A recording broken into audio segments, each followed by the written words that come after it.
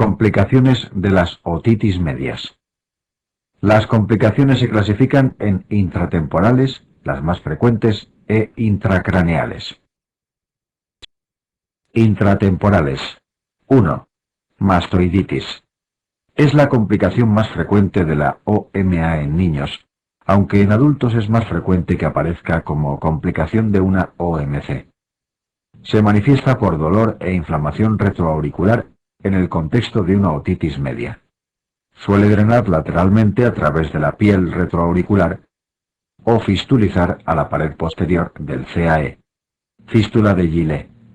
Más raramente drena por la punta de la mastoides dando el acceso de Bethel, superficial, o de Mouret, profundo, en contacto con la vena yugular interna.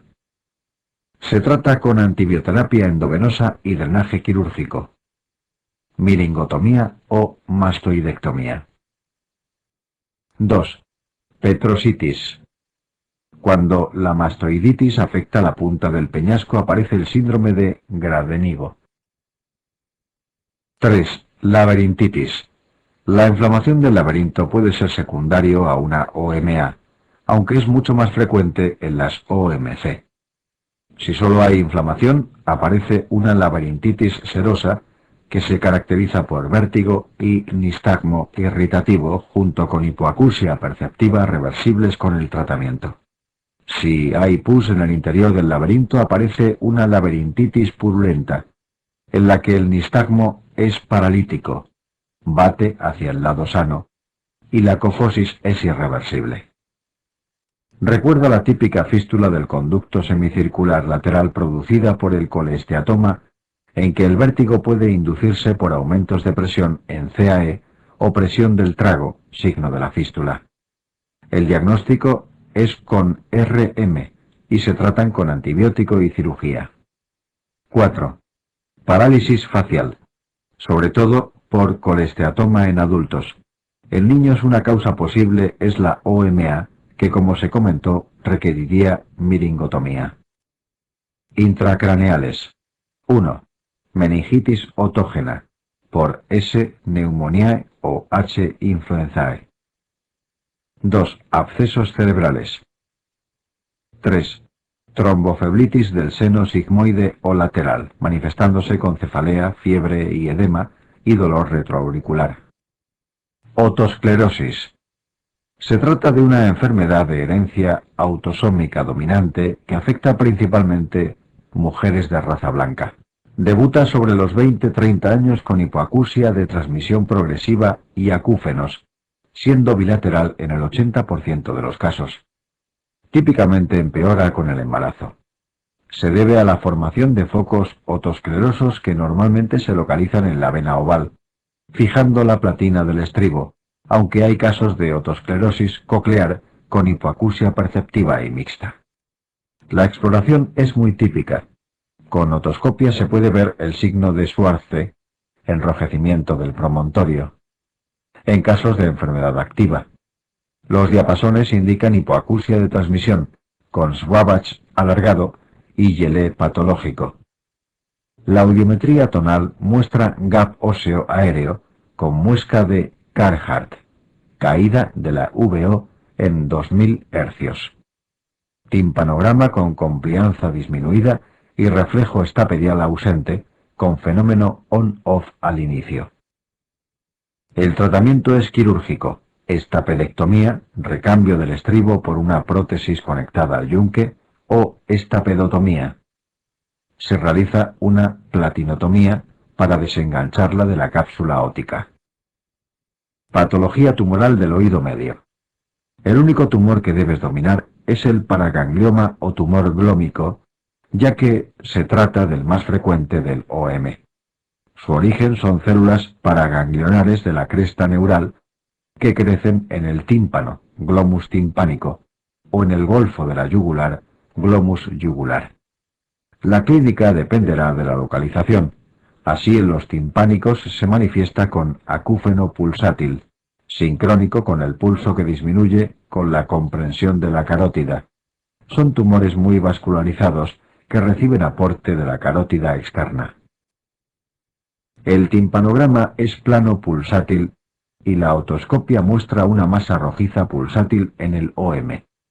Los yugulares dan clínica de comprensión de pares craneales, síndrome del agujero yugular o rasgado posterior de Bernet. Noveno, décimo, décimo primero. El diagnóstico es por RM y arteriografía con embolización previa a la cirugía para disminuir el riesgo de sangrado. Patología del oído interno. La presbiacusia es la enfermedad coclear más frecuente, afectando al 25% de los mayores de 60 años. Suele deberse a degeneración del órgano de Corti y se manifiesta como una hipoacusia perceptiva bilateral simétrica, progresiva y en ocasiones con acúfeno agudo. Al igual que todas las hipoacusias perceptivas cocleares, la pérdida de audición es peor en frecuencias agudas. Aparece una mala inteligibilidad del lenguaje y fenómeno de reclutamiento. La hipoacusia brusca se caracteriza por ser una hipoacusia perceptiva unilateral brusca. Se instaura en menos de 24 horas e intensa que se acompaña de acúfenos y alteración del equilibrio. Es frecuente el antecedente de infección de vías respiratorias altas. La etiología suele ser idiopática, aunque a veces puede detectarse una causa, esclerosis múltiple, LES, PAN, y sobre todo el neurinoma del acústico. Se trata con cortis y vasodilatadores. Los fármacos son una causa importante de ototoxicidad, que puede ser preferentemente coclear o vestibular. Entre los fármacos cocleotóxicos recuerda todos los aminoglucósidos, excepto estreptomicina y gentamicina, cisplatino y carboplatino, furosemida, quinina, eritromicina, vancomicina y AAS en altas dosis. Los vestibulotóxicos son estreptomicina y gentamicina.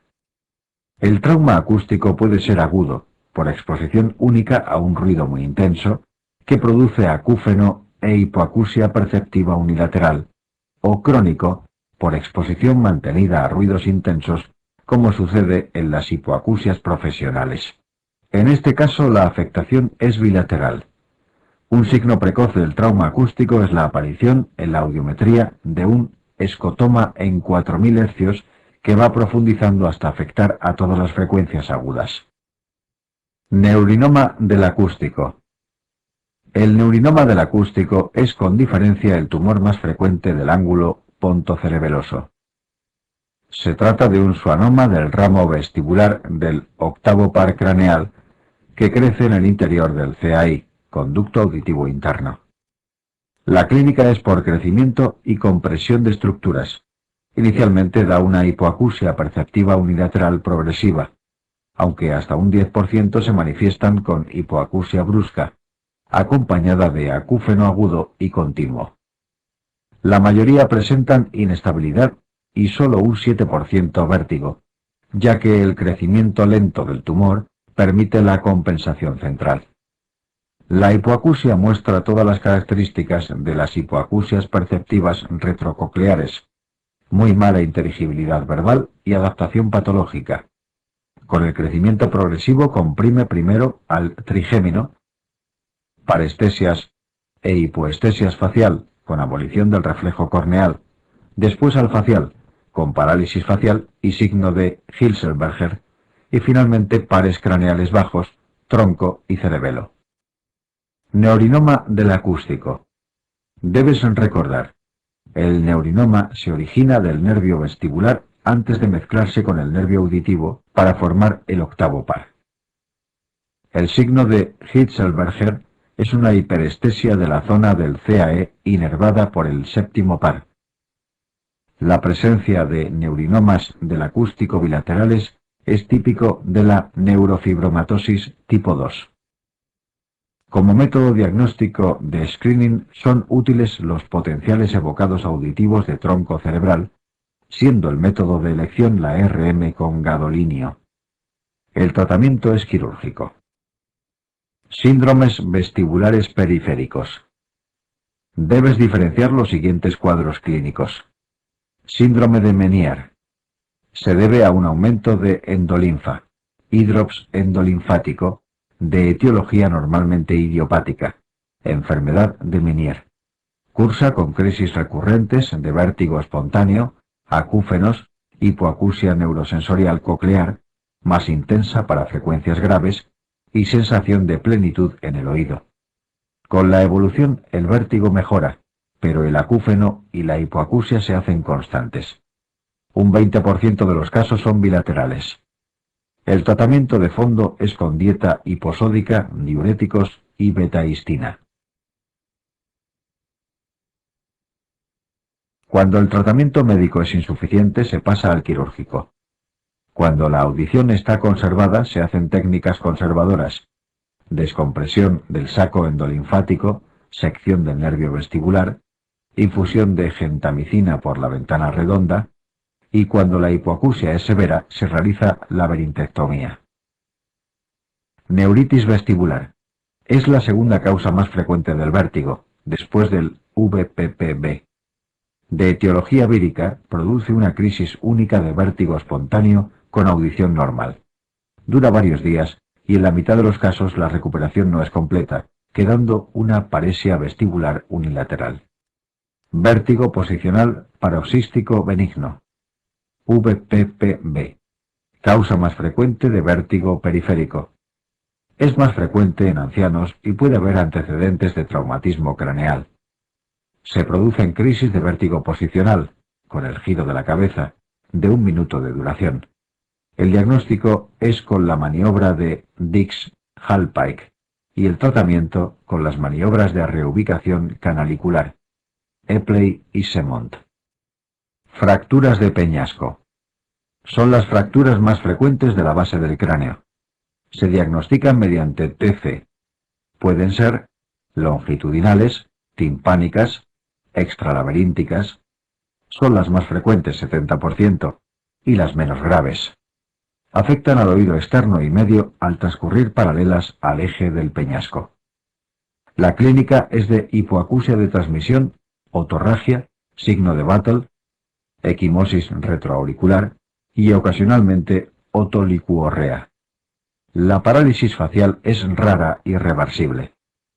La otoscopia demuestra escalón en la pared del CAE y desgarro timpánico con otorragia. La clásica proyección radiológica de Schuller es la indicada en este tipo de fracturas. Transversales, neurales laberínticas. Son menos frecuentes, 20%. Afectan al oído interno, ya que la fractura es perpendicular al eje del peñasco. La clínica es de cofosis con vértigo intenso y parálisis facial frecuente e irreversible. La otoscopia puede mostrar hemotímpano o ser normal. La proyección de Stenbers es la ideal. Oblicua, tímpano-laberíntica, es la combinación de las anteriores, con afectación de todas las zonas del oído y afectación constante del nervio facial. Nervio facial. El nervio facial está compuesto por fibras con funciones muy distintas. Fibras motoras para los músculos de la expresión facial y el músculo del estribo.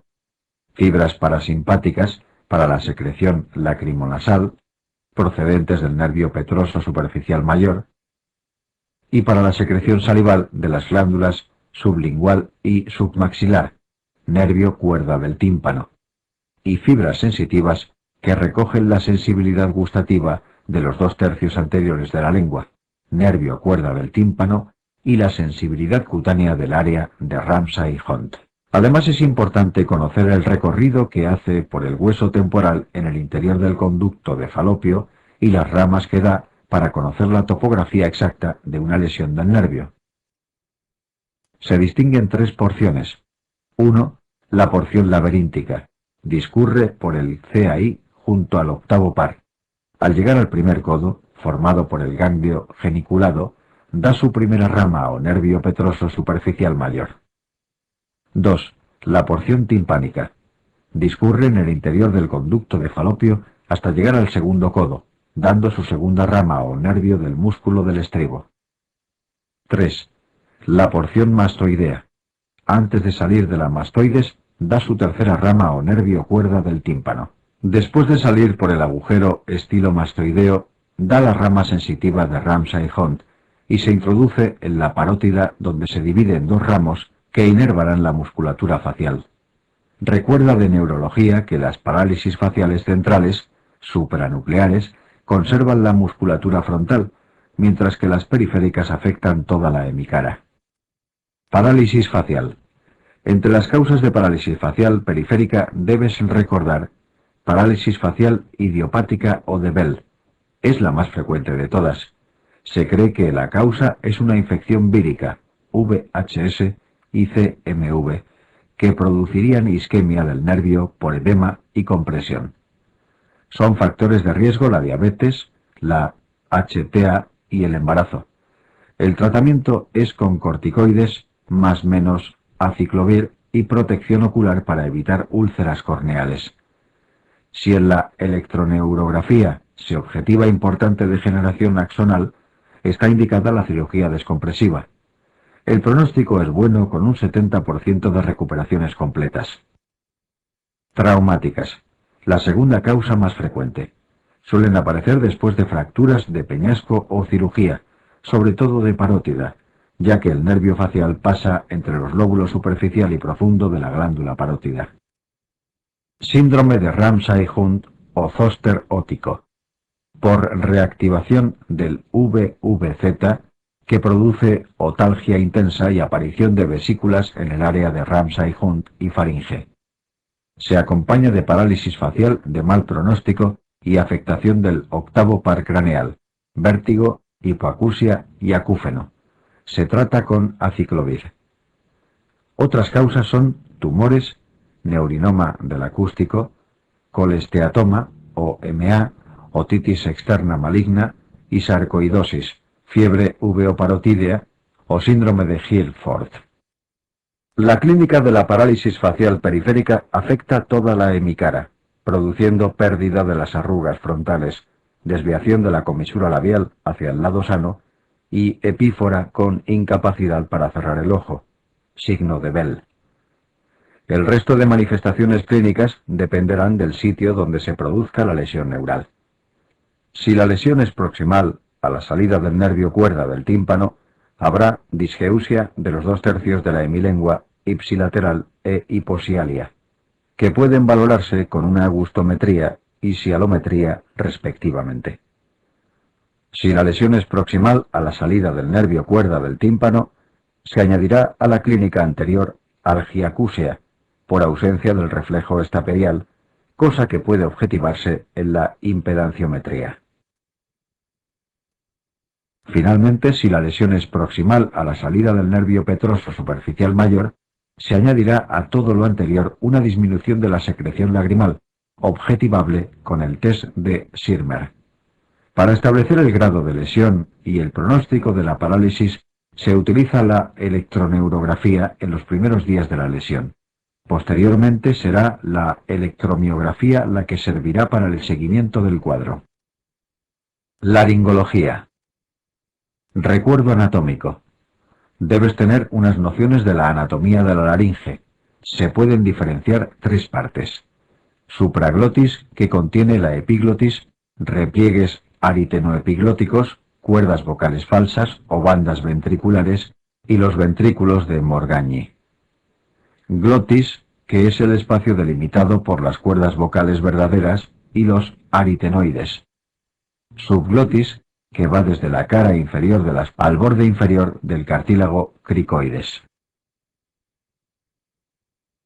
Todo el epitelio de la laringe es de tipo respiratorio, cilíndrico ciliado, excepto las cuerdas vocales, que es plano, poliestratificado, no queratinizante. Los cartílagos que forman el esqueleto laríngeo son el tiroides, el cricoides, epiglótico y los 2 aritenoides.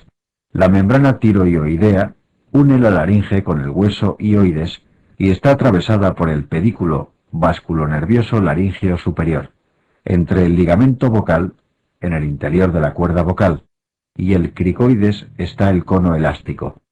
Finalmente, entre cricoides y tiroides está la membrana cricotiroidea, donde se realiza la coniotomía.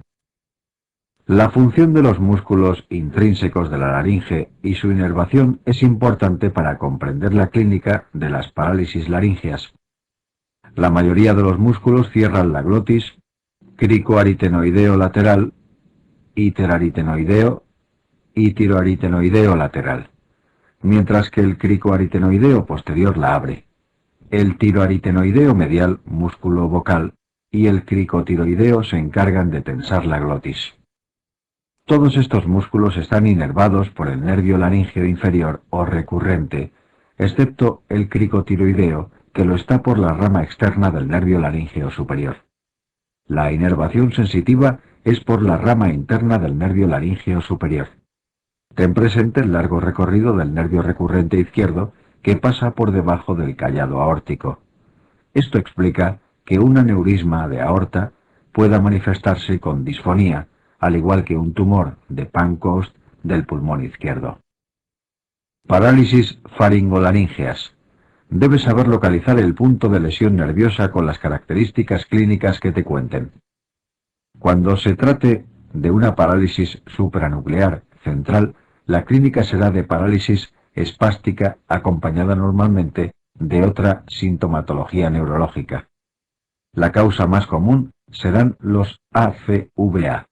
Si la lesión es nuclear, la clínica será de voz aérea, por posición intermedia o en abducción de las cuerdas vocales, disfagia y aspiraciones frecuentes con anestesia laríngea. Las causas de lesión del núcleo ambiguo del vago a nivel vulvar serán los ACVA, con mayor frecuencia. Recuerda el síndrome de Wallenberg. Las lesiones periféricas del nervio vago, de proximal a distal, serán 1. Lesión del tronco común del vago antes de la salida de las ramas faríngeas, clínica igual a la parálisis nuclear, con afectación frecuente de otros pares craneales bajos a nivel del agujero yugular, síndrome de Bernet, 9º, 10º, 11º. Una causa frecuente son los tumores de la base del cráneo, como el cáncer de Kabum o el paraganglioma yugular. Si la lesión es posterior a la salida de los ramos faringios, no habrá disfagia. 2.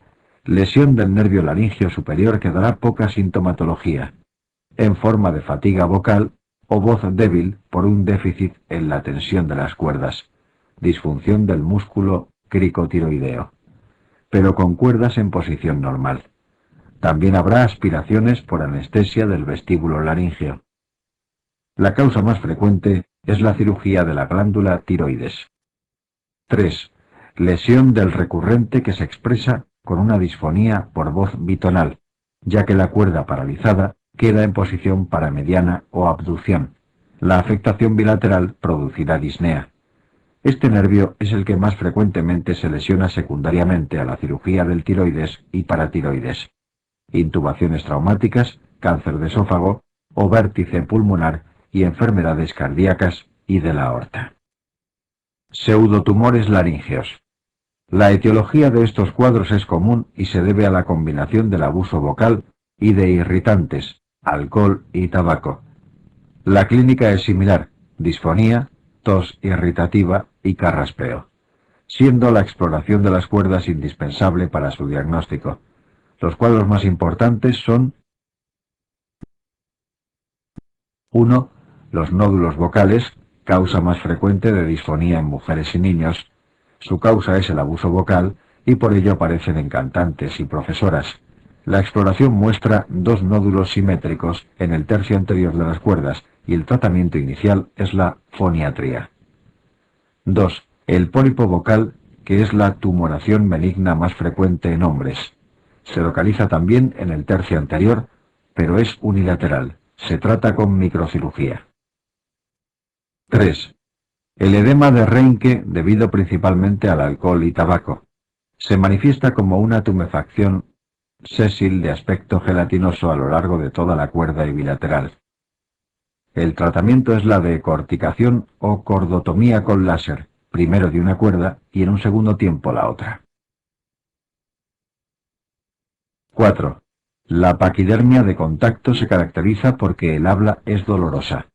En la exploración se observa una úlcera dolorosa en la parte posterior de las cuerdas. en la apófisis vocal y una dureza contralateral reactiva.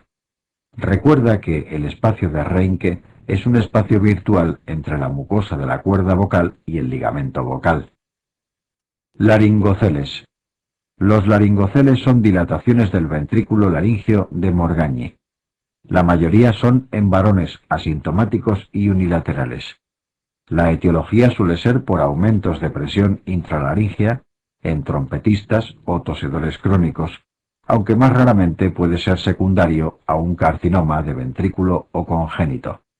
Pueden ser internos, provocando disfonía y disnea, externos, provocando tumoraciones cervicales que aumentan con el Valsalva, o mixtos, siendo estos últimos los más frecuentes. El tratamiento, si dan síntomas, es quirúrgico. Patología tumoral de laringe. Hay una serie de circunstancias que predisponen al cáncer de laringe. Entre ellas están las laringitis crónicas inespecíficas que se dividen en atróficas e hiperplásicas. Estas últimas se clasifican en rojas, mucosa engrosada e hiperémica, y blancas, leucoplasia y papiloma escamoso del adulto.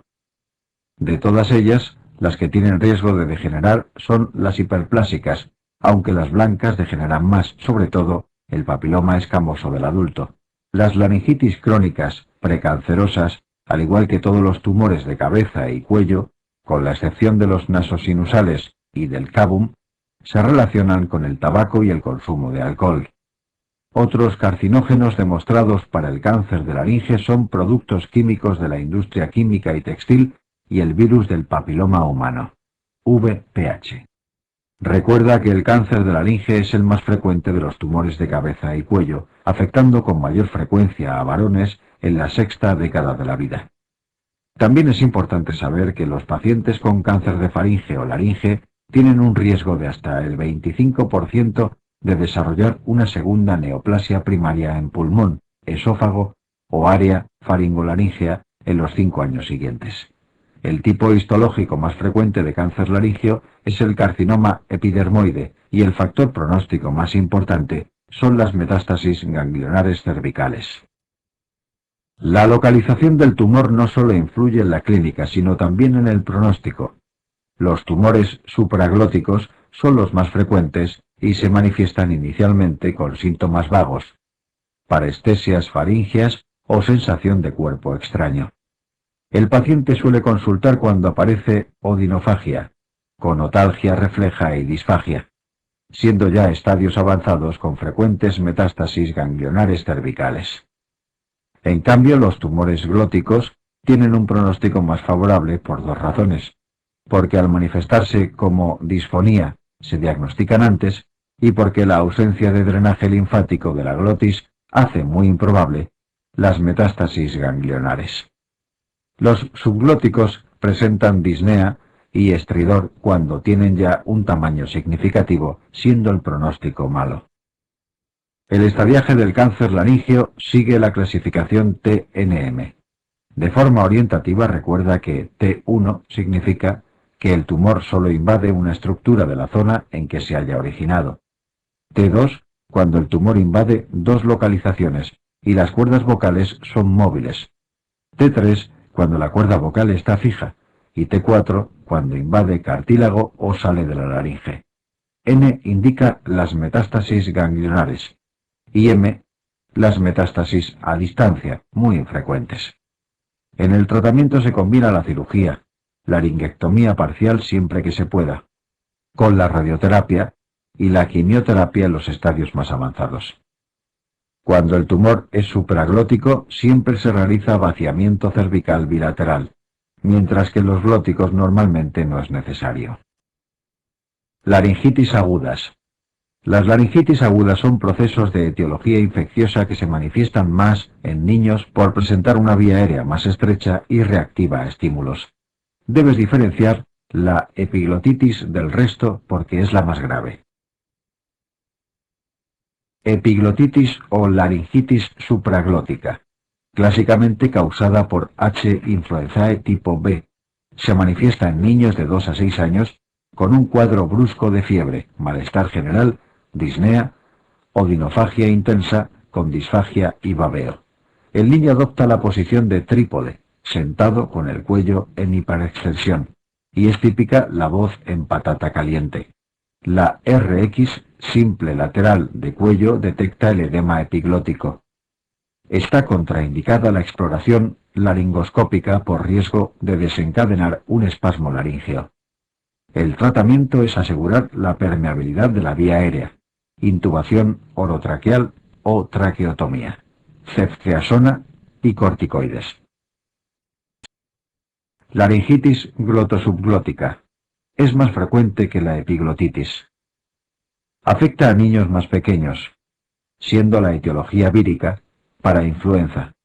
La clínica es de catarro seguido de tos perruna, estridor inspiratorio y disnea leve. Laringitis estridulosa o espasmódica. Suele aparecer después de un catarro como crisis de estridor por la noche que despiertan al niño y que ceden con la humidificación ambiental, al abrir la ventana. Como curiosidad recuerda que en la epiglotitis del adulto sí se puede explorar la laringe. Patología congénita y traumática de la laringe.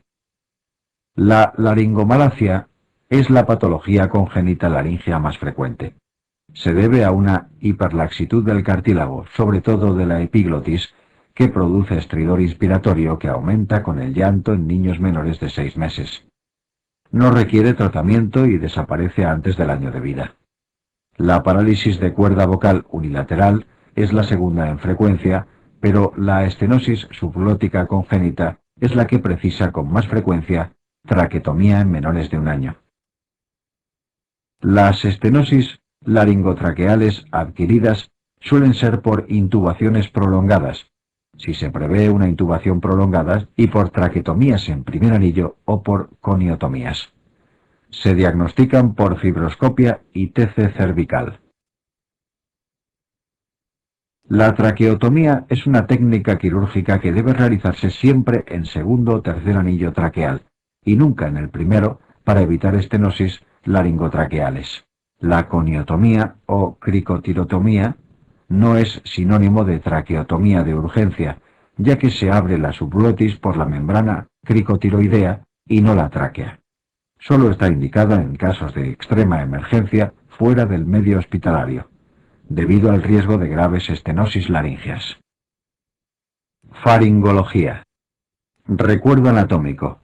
La faringe es un conducto que va desde la base del cráneo hasta el inicio del esófago. La dividimos en 3 regiones. Nasofaringe o rinofaringe, que va desde las coanas hasta la cara posterior del paladar blando. En ella encontramos las amígdalas faríngea, adenoides y tubárica, cerca de la apertura de la trompa de Eustaquio. Orofaringe, que se extiende desde la nasofaringe hasta el borde libre de la epiglotis y contiene las amígdalas palatinas y la base de la lengua. Hipofaringe, que llega hasta el límite inferior del cricoides. Está constituida por los 2 senos piriformes, la región retrocricoidea y la pared posterior.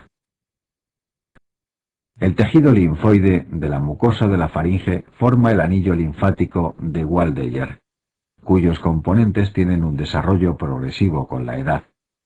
En la primera infancia predomina la amígdala faríngea, en la segunda infancia las amígdalas palatinas y en el adulto la amígdala lingual. Esto explica la distribución de la frecuencia de patología amigdalar en relación con la edad, como veremos más adelante. La inervación sensitiva de la faringe es por el plexo faríngeo, que contiene ramas del 9º y 10º par craneal, mientras que la inervación motora es por el vago, tal y como sucede con la laringe. Recuerda que el periestafilino externo o tensor del velo del paladar está inervado por el 5º par craneal.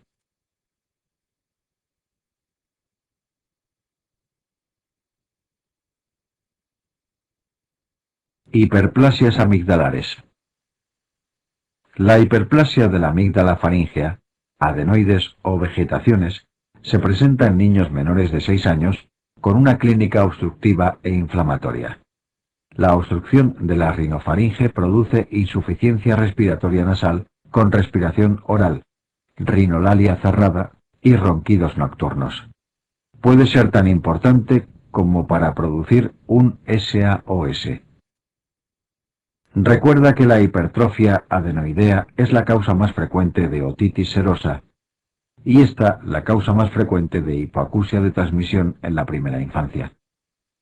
Las adenoides actúan como reservorios de patógenos, facilitando episodios repetitivos de rinosinusitis y otitis media aguda. El diagnóstico se hace por RX simple lateral de Cavum y endoscopia. La hiperplasia de amígdalas palatinas, anginas, afecta a niños en edad escolar con clínica de disfagia y voz gangosa que, al igual que la anterior, puede provocar un SAOS. Recuerda que el crecimiento unilateral de las anginas debe biopsiarse para descartar patología tumoral, carcinoma epidermoide o linfomas no Hodgkin. El tratamiento quirúrgico de las hiperplasias amigdalares se realiza cuando se cumple alguna de las indicaciones reflejadas en la tabla. Infecciones amigdalares. La adenoiditis se manifiesta con una clínica idéntica a la hiperplasia, añadiéndose fiebre y malestar general. La etiología es vírica, rinovirus y adenovirus, o bacteriana, neumococo y H. influenzae. Las amigdalitis agudas están causadas frecuentemente por virus. Dentro de las bacterianas, el patógeno más frecuente es el estreptococo beta-hemolítico del grupo A. Recuerda las manifestaciones sistémicas no supurativas de la fiebre reumática y la glomerulonefritis posinfecciosa. La clínica es de fiebre, odinofagia y otalgia refleja, y en la exploración puede mostrar placas blanquecinas sobre unas amígdalas inflamadas y enantema, petequias en el paladar. El tratamiento de elección es la penicilina. La amigdalitis de la mononucleosis infecciosa por el virus de Epstein-Barr, VEB, es clínicamente muy similar, aunque se presenta en adolescentes con intensa odinofagia y astenia.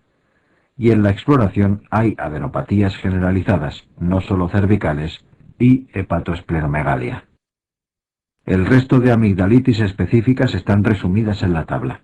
Es importante diferenciar la gingivoestomatitis herpética, con vesículas en toda la cavidad oral y labios agrupadas en racimo, de la herpangina, con vesículas aisladas en pilares amigdalinos y paladar blando.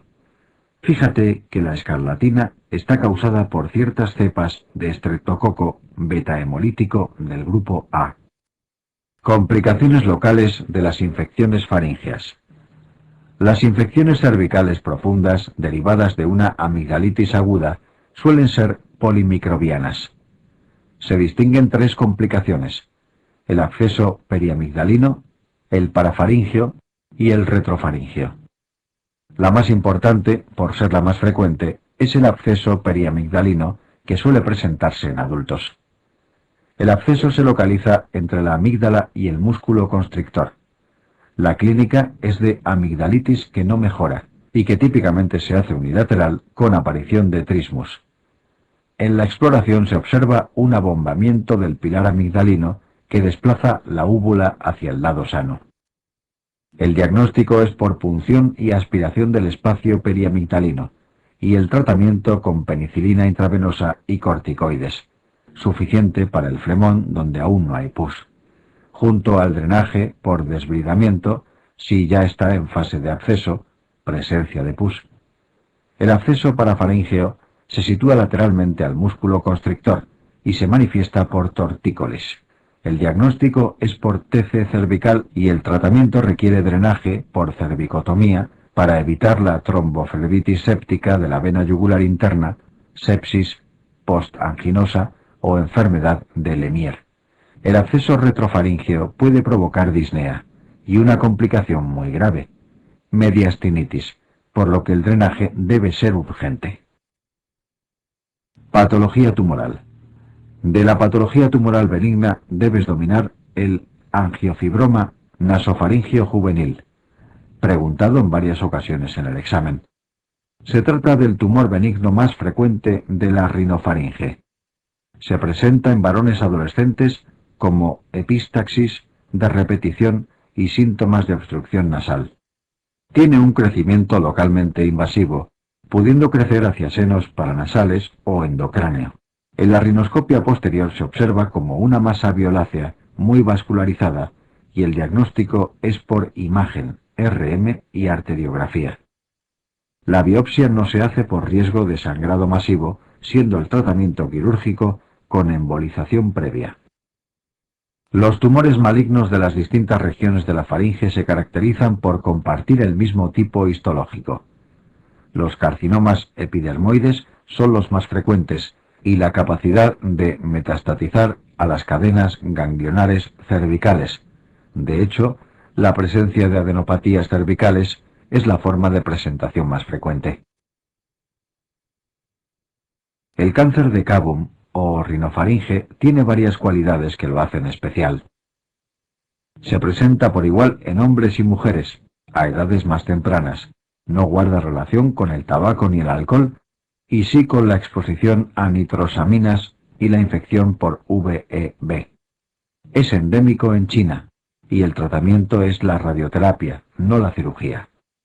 La presencia de otitis serosa unilateral persistente en un adulto te debe poner en la pista de este tumor, que se acompañará de adenopatía cervical, insuficiencia respiratoria nasal y afectación de pares craneales en fases más tardías. Los carcinomas de orofaringe e hipofaringe se relacionan con el consumo de tabaco y alcohol, siendo más frecuentes en varones de edad entre los 55 y 65 años.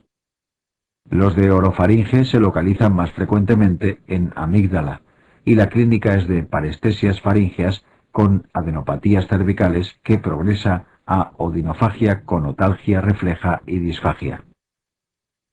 El tratamiento es quirúrgico y en casos avanzados se combina con radio y quimioterapia. Recuerda la posibilidad de un linfoma no Hodgkin ante el aumento unilateral de tamaño de la amígdala. Los de hipofaringe se localizan en seno piriforme, 80%, pared posterior, 15%, y retrocricoides, 5%. En mujeres del norte de Europa con síndrome de Plummer-Vinson, aumenta la frecuencia de cáncer retrocricoideo. La clínica y el tratamiento es similar a los de orofaringe, con un pronóstico malo. En todos los tumores de faringe se debe realizar tratamiento de las cadenas ganglionares cervicales, incluso ante la ausencia de extensión ganglionar, NO. La aparición de segundas neoplasias primarias en mucosa aerodigestiva está aumentada tal y como sucede en el cáncer de laringe. Rinología. La rinología es un tema secundario que no debe hacerte perder más tiempo del estrictamente necesario. Lo más preguntado ha sido la patología tumoral nasosinusal. Es importante conocer el sitio de drenaje de los distintos senos. Recuerda, meato superior, drenan las celdas etmoidales posteriores. El seno esfenoidal lo hace un poco más atrás, en el receso esfenoidal. Meato medio, drena las celdas etmoidales anteriores y los senos frontal y maxilar. Meato inferior, drena el conducto lacrimomuconasal. También es importante saber que la irrigación nasal es mixta, ya que depende de la carótida interna, a través de la oftálmica de las ramas etmoidales, y de la carótida externa, a través de la maxilar interna de la esfenopalatina y palatina ascendente. Ambas circulaciones confluyen en la zona anterioinferior del septum, conocida como área de Kieselbach, origen de la mayoría de epistaxis. Epistaxis. Debes conocer el manejo de una epistaxis, ya que esta es la urgencia rinológica más frecuente. Lo primero es realizar una anamnesis que recoja información sobre la cuantía de la hemorragia y sobre posibles factores etiológicos. HTA, DM, coagulopatías, enfermedad de Rendu-Osler. Posteriormente se explora mediante una rinoscopia anterior que permitirá diagnosticar la mayoría de los sangrados. Recuerda que el área de Kieselbach es el origen del 90% de las epistaxis anteriores. En un porcentaje bajo de casos la hemorragia es posterior y se observa explorando la orofaringe. Normalmente la compresión local permite controlar el sangrado, pero a veces se requieren taponamientos, sobre todo en las posteriores, donde se utilizan sondas con balón. Embolizaciones, nunca en la arteria carótida interna por riesgo de afectación de la rama oftálmica, o ligaduras. Síndromes nasosinusales. Los síndromes nasosinusales pueden dividirse en dos grandes grupos según se traten de cuadros agudos con predominio de rinorrea o cuadros más crónicos con signos de obstrucción nasal. Entre los primeros tenemos 1. Las sinusitis agudas que se manifiestan con cefalea que empeora al agacharse, rinorrea purulenta unilateral y dolor a la palpación del seno afecto.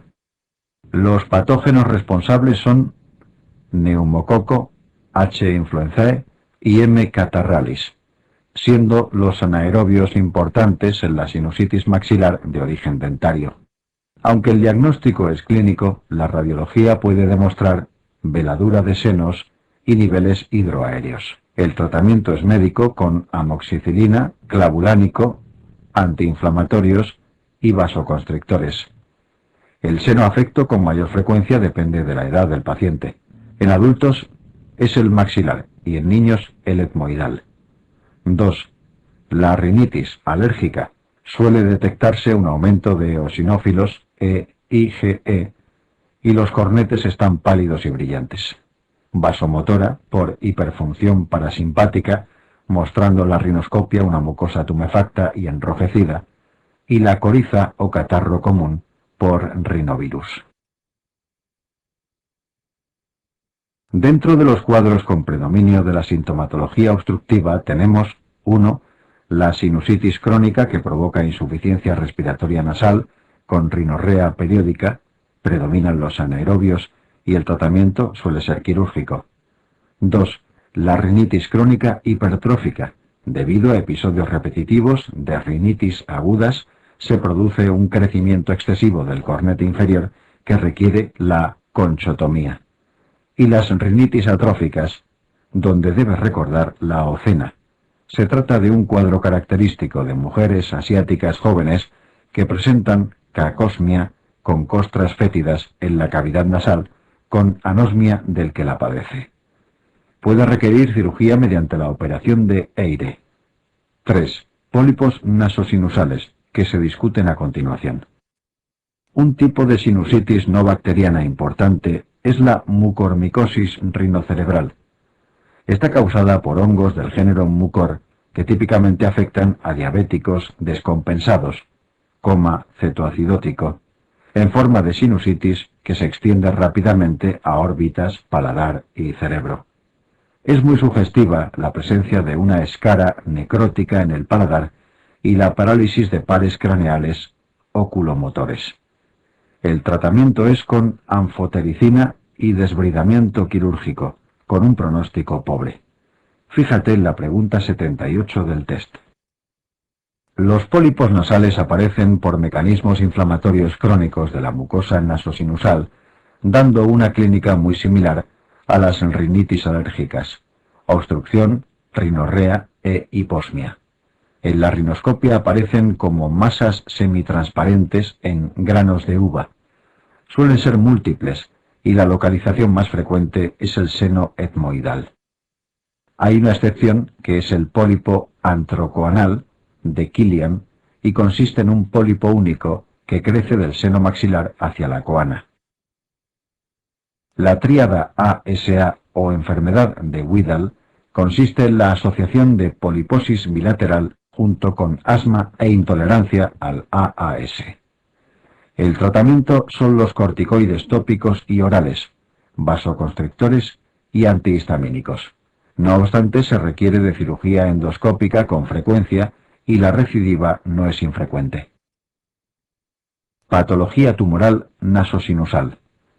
Los tumores benignos son raros.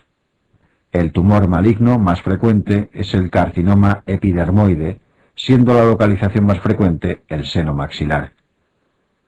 Recuerda que al igual que el cáncer de Kabum, los tumores nasosinusales no tienen relación con el tabaco ni el alcohol.